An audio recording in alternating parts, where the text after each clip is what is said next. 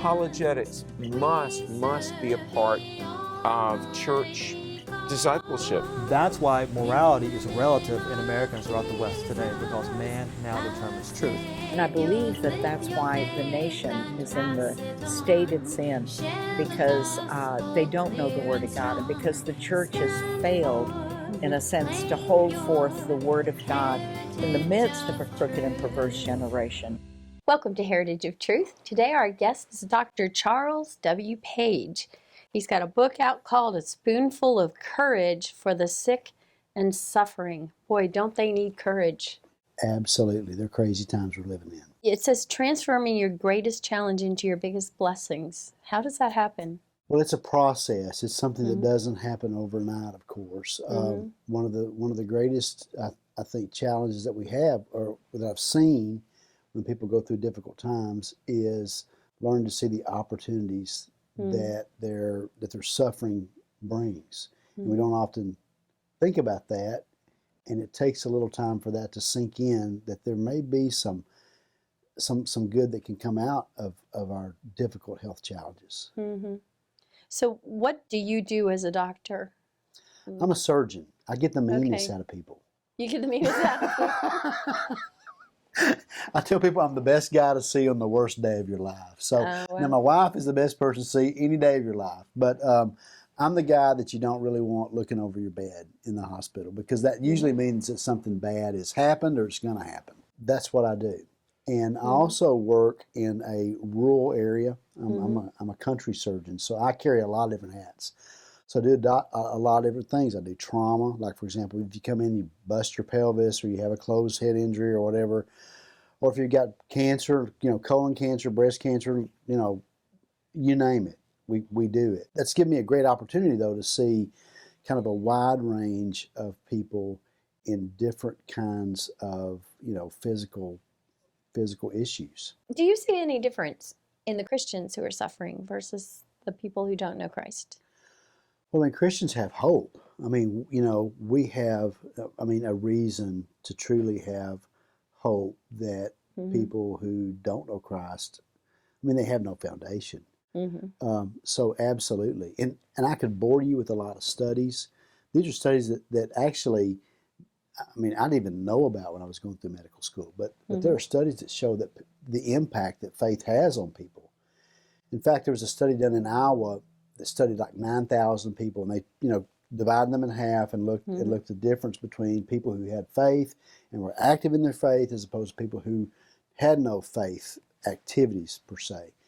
And there was a 12-year survival difference between the two groups. Wow. It's huge, isn't it? Yes. And so you just think about the simple things of having a community, of having something, as it says in Hebrews, an anchor for the soul.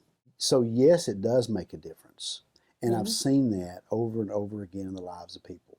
Well, how can your book give them hope? The people, especially those that don't have it. Well, the courage.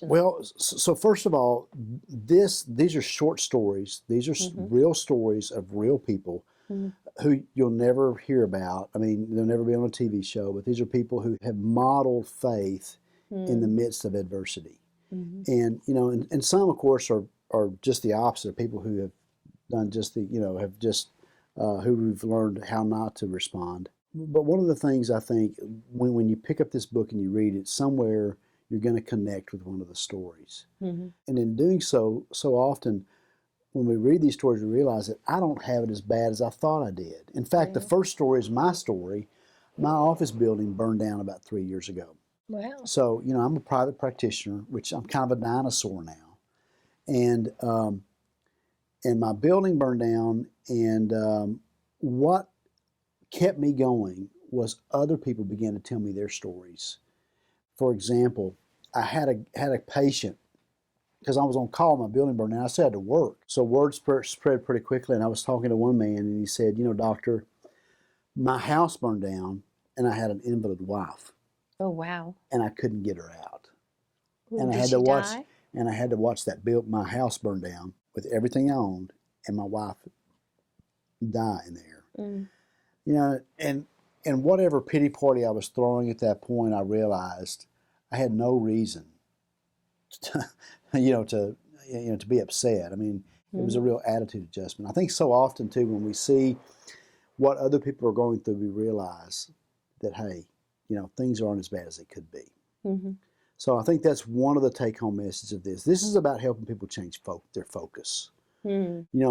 We all know the story of Peter walking on the water, and the winds and the waves, and we know the parallel. That's our circumstances, and are we going to live above or below our circumstances? And he got distracted, and the doubt developed when he got distracted. He lost his focus because he lost his faith because he lost his focus. Right. And so what these stories are here to do is just really help people begin to change focus, just to begin to begin to look upward and outward instead of inward. Mm-hmm. I see this all the time, and I do the same thing on my pity party, and we begin to ask all those questions. Why me? Why now? Why God? Why not somebody else? We ask all those questions when we're going through a crisis, and that's a human response. But we have to move from looking at our feelings and being driven by our feelings to going back and looking at the facts. We feel alone, but the fact is we're not alone. Because God's Word Jesus told us He'd never leave us or forsake us. We have the Holy Spirit living within us. We have the presence of God living within us. So, we may have thought that we were in control, or may feel out of control, but really, we weren't in control to begin with, but God's in control. Right. It talks about in Colossians, when it talks about Jesus, that He's before all things, and in Him all things hold together. And just kind of reminding people, going back to those facts, those facts of the faith that we can then believe and then build our lives upon them. Yeah. And it's so hard because we're so overwhelmed by emotions. You hear the cancer word. It's just and it's amazing to watch people and to give them that word. You have cancer, and nothing else I say really registers in their mind after that. They're just in a different place. And so but going back and looking, and that's what I think it helps us. Just like it talks in Hebrews, the great cloud of witnesses that we have. There are people who have been through this before and have came out on the other side for the better. And that's what these stories are about. Okay. Do you have a favorite story in here, or not the favorite, but one of? Well, probably one of my favorite stories is because it has to do with me and how I was ministered to, is about my mother. My mother died of lung cancer. Never smoked. She was as healthy as a horse, and faked all of her doctors out. She had this crazy cough, and we've both been coughing today. Isn't that funny? But she had this cough, and they gave her antibiotics, didn't get better. Got a chest x-ray, didn't find anything. Got a CAT scan. The CAT scan was normal. And yet, after some time, we've learned that she had this cancer that had progressed. And so the frustrating thing for me as a surgeon is I fix things. And here it is, my own mother, my mother, my cheerleader, there's nothing that I can do for her. Yeah. And along came a lady named Catherine. She was a patient about my mother's age with a locally advanced breast cancer. And, Catherine knew that her time had come, and so she just didn't bother going to the doctor. She was too busy. And at first I thought, how strange to neglect your body like this, to sweep this under the rug. Her daughter and her family were the one who brought her into the emergency room. So anyway, as things progressed and I cared for her and kind of began to walk with her on her journey, I began to learn it wasn't because she was like in some type of neglect, or it was really that she just never really thought about herself. She was always thinking about other people. Yeah. And so Catherine had this weird habit of going out and picking pecans. Now I'm from Texas. Pecans is big in Texas. It's a state tree, by the way. But she would go, and she'd go by the river, and she'd pick pecans. And with these little pecans she picked up, she'd pray. And she'd bring people these little sacks of pecans. And so she came to the office and learned about my mother. And she would come bringing me these sacks of pecans. And, it's so funny. The conversation, not the typical doctor-patient relationship that you would have. I'm the one that's supposed to impart wisdom and knowledge and all that. And she was the one that was ministering to me. How's your mother? I want you to know, doctor, that I'm praying for your mother. And here was this lady dying of breast cancer who was praying for somebody that she didn't even know. Wow. And what a difference that made to me in something that I was totally out of control over. And they both passed at the same time. And I think, what a blessing. Hopefully my mother's up there and they're picking pecans in heaven. So that's a story that means a lot to me. But they're just, there's just all kinds of stories. It's somewhere that people will connect with. Is there something you'd especially like to tell the audience? Some way you'd like to encourage someone who might have just either gotten a cancer diagnosis, or like last year I fell and got a concussion and neck and back injuries. And I couldn't do much of anything for months. And, that was a hard time. So, but is there something that you can do to encourage someone who might have just found out something or just had an accident or whatever? I would say this. I would look for the opportunities that your suffering brings. We don't think about it, but suffering brings the opportunity to have a close relationship with the Lord. It's an invitation to intimacy. It says in Psalm 46, it says, He is our refuge and a very present help in our time of trouble. I think someone said that last night. It's almost like when I see people who are going through a difficult time, their relationship with God is just so palpable. It's just so real because of their struggle. So, in a sense, that's something we would never ask for, but just realizing that, this is going to be one of the most precious times that they ever go through, and we often think the reverse of that, but it's really true. God gives us the grace that we need. And the second thing I tell them is that this is an opportunity to grow. It talks about in Romans and in James, how to count it all joy, knowing that these things are going to happen, that we're going to be mature in our faith, that we're going to grow, we're going to be complete. And that's one of the things that going through adversity, they say that God never does things to us, He does things for us.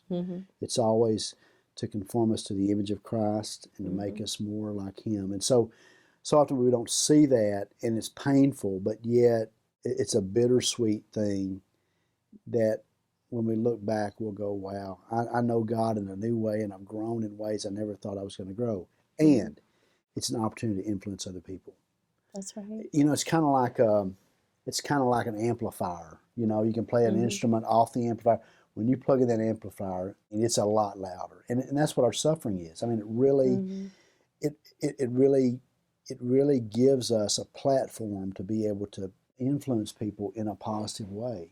And it might be a family member who's estranged, a fractured relationship that we have the opportunity to restore, or somebody that has been watching us and looking at how we live and really asking the question, is their God real?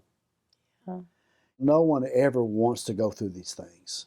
It seems like I never want to go through a bad time, but it seems like every other day I'm going through some type of crisis with a patient or in my practice of medicine. But those are opportunities. I never thought that being a doctor, I always thought I was going to do something really big with my practice of being a doctor, but I didn't realize how much God meant it for my sanctification. Wow.